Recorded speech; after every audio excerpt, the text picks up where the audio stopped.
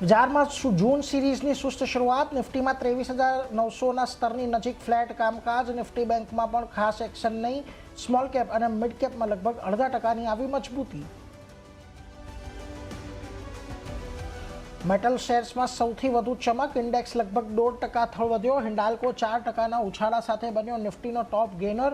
સાથે રિયલ્ટી અને કન્ઝ્યુમર ડ્યુરેબલમાં પણ ખરીદી, પરંતુ એનબીએફસી એનર્જીમાં પણ દબાણ. નબળા પરિણામ બાદ ઓએનજીસીમાં આવ્યો ઘટાડો. 3%ના ઘટાડા સાથે નિફ્ટીના ટોપ લૂઝરમાં સામેલ. નફો અને એબિટા અનુમાન કરતાં ઓછા, તો માર્જિનમાં પણ જોવા મળ્યું દબાણ.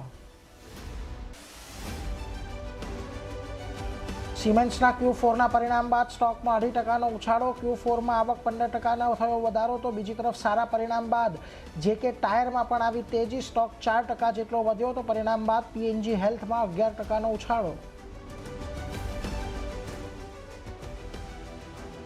આજે નોન રિટેલ રોકાણકારો માટે ખુલ્યો કોલ ઇન્ડિયાનો ઓએફએસ. 2% સુધી સરકાર વેચશે હિસ્સો. આશરે 10% ડિસ્કાઉન્ટ પર ₹412 છે ફ્લોર પ્રાઇસ. સ્ટોકમાં 4.25%ના ઘટાડા સાથે નિફ્ટીનો ટોપ લૂઝર બન્યો. અદાણી શેર્સમાં તેજી. અદાણી ગેસ લગભગ 5%ના ઉછાળા વધ્યો. સાથે જ અદાણી ગ્રીન પણ આશરે 2% મજબૂત. બીજી તરફ અદાણી પાવર લાઈફ હાઈ પર પહોંચ્યો.